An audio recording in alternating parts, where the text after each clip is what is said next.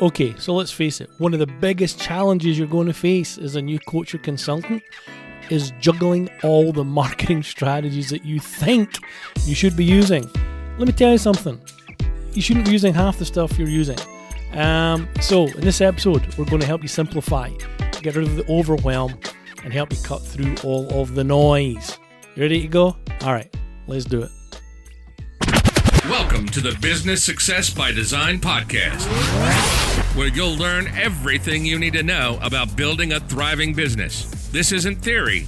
It's hardcore strategies and tactics designed to help you win. Join us as top business coaches, marketers, and business insiders pull back the curtain on what really works in building the business you want and what's just complete BS. You'll get the inside track on how to connect with your audience, build long-term relationships, and be seen as the go-to guy or gal indoor space, all while driving insane profits for you and your business. And now, sit back and listen to rockstar host James Lawson, he's the one with a funny accent, and Angela Inzerillo as they go deep, cut through the crap, and get to the core of making your business work for you. Hey, welcome back. So let's talk about how do we simplify your marketing strategies. All right, look, there's really a few key steps to doing this that's going to help you really get closer to achieving your business goals. The first step in all of this, and it's one of these things that people just completely overlook, is to really define the objectives, right? You got to know what it is you're trying to get done. What specific outcomes is it that you want to achieve, right, through all your marketing efforts? Is it increase brand awareness? Is it to generate leads or drive sales? Getting clear on identifying these objectives is really going to help you focus your energy on the strategies that align with those goals. I can't tell you how many times we see, especially in the early stage of business, and it goes across all types of industries, not just coaches and consultants, where we see people do things that are completely misaligned with what the objective should be, like in the early stage of a business. So, example might be, hey, we've seen people like start a podcast. And I'm like, okay, but you're generating about $1,000 a month. Why would you put the time and effort into doing a podcast? Because it looks cool. It sounds cool. They enjoy podcasts. They enjoy listening to podcasts. Just because you enjoy it doesn't mean you should be doing it. So the strategies that you're going to employ have to be aligned completely, or at least close aligned, right, with the objectives that you have. So that's probably part one. Now, once you've got your objectives in place, you've got to kind of start to assess your current marketing activity. This is probably one of the hardest things to do, all right, which is to take a step back, evaluate the effectiveness of each of the strategies you're currently using, and ask yourself, is this strategy bringing me closer to my objectives? Does it resonate with my target audience? If you eliminate or refine the strategies that aren't yielding results, then you can really start to streamline your efforts and save valuable time and resource, because you're not going to be spending time and effort on things that just aren't working. What else? Well, how about niching down? Yep, I know. I'm probably the guy that shouts most about getting a niche, getting into a niche. But there's power to niching down, right? Many of you in the coaching and consulting world hesitate to narrow their focus because they fear limiting their potential client pool. That's all it is. It's, well, James, if I do that, then I'm going to miss this opportunity over here. Yeah, probably, but maybe not. Just because your marketing targets a specific niche doesn't mean that you can't evaluate any other opportunity that comes your way. You can evaluate and you can say, is it right for me? Is it something I can do? Can I help them? Right? The three questions. Do I like them? Can I help them? Can they pay? So it doesn't stop you working with anybody else. But from a marketing standpoint, if you niche down, It allows you to become an expert in that specific area, and it makes it so much easier to attract your ideal clients. So by defining your niche, you can tailor your messaging and your strategies to directly speak to all the pain points and desires of that target audience. We say time and time again, your ideal client or your niche, call it what you will, dictates everything else in your business. From your products, to your message, to your points of differentiation, to your model, to your offers, your price, like the whole gambit of those things comes from you being really clear on your niche.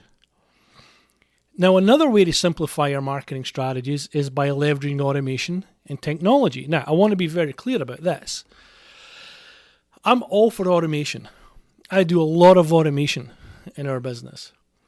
But you need to understand that we don't automate until we prove something works. So a lot of what we do on automation was done first manually to test and make sure that we were getting the result that we wanted. We didn't just automate out the blue. We didn't just go do it. We checked to see manually, is this getting us the kind of result we want? And once we knew that the automation worked, or the funnel or the flow worked, then we'd go and do the automation. Right? There's an array of tools, right, and platforms that you can use to automate repetitive tasks. And if there are tasks that are really simple to do, then yeah, let's go automate them. But when I talk about automation, I talk a lot about streamlining a funnel and making sure that all of that stuff works. But processes, right, free up your time to focus on what really matters, which is serving your client and growing your business. So whether it's email marketing or, I don't know, social media scheduling, like CRM, customer relationship management, find the right tools that align with your needs. And whenever you can, then yes, go ahead and get that automated.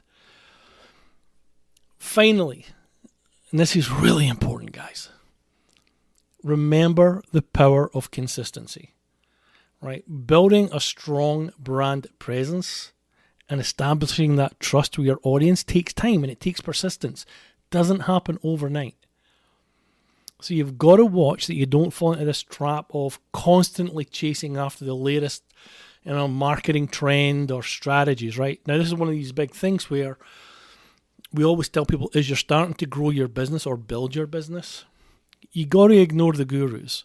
You just do, right? You can't be listening to Tony Robbins and Brian Tracy and Brendan Burchard and these guys who all are super good at what they do. The problem is, if you're at the early stage of your business, a lot of what they talk about isn't applicable for you yet. But what happens is you hear it, you see it, you go chasing it. And then you spend a lot of time just kind of spinning your wheels. So you got to be really careful and look and see, why is it that I'm going after this, and does it make sense to me in my business right now? Instead, choose a few key channels that's going to resonate with your target audience. Commit to consistently showing up and providing value. Over time, the consistency will pay off, and you will absolutely attract the right clients to your doorstep. So it's not about doing 1,000 things. It's about doing a few key things really well and really consistently. Now, do we all fall off the wagon? Yeah, of course we do. Right? We started this podcast, I don't know when. We did a few episodes and then boom, we fell off the wagon. Things got in the way. Then we came back to it. But we only came back to a point where it says, we're really now ready to see this thing through and actually do it as an add-on, part of our overall marketing strategy and creating value for our prospects and creating value for the market at large. Is it the best podcast in the world? God, no. Right? But I think that the stuff we talk about is applicable to the people that we are wanting to help, which is early stage businesses. There are people out there who are very, very good at talking about how to scale. That's not us. So we tailor our products, we tailor our marketing, we tailor everything that we do to be for those businesses trying to get to their first or second six figures in business, which means we don't talk about a lot of stuff that everyone else does because it isn't applicable. So you have to be really, really cautious and cognizant about what you're doing, right? Define your objectives, assess your current strategies, and niche yourself down, leverage your automation, stay consistent.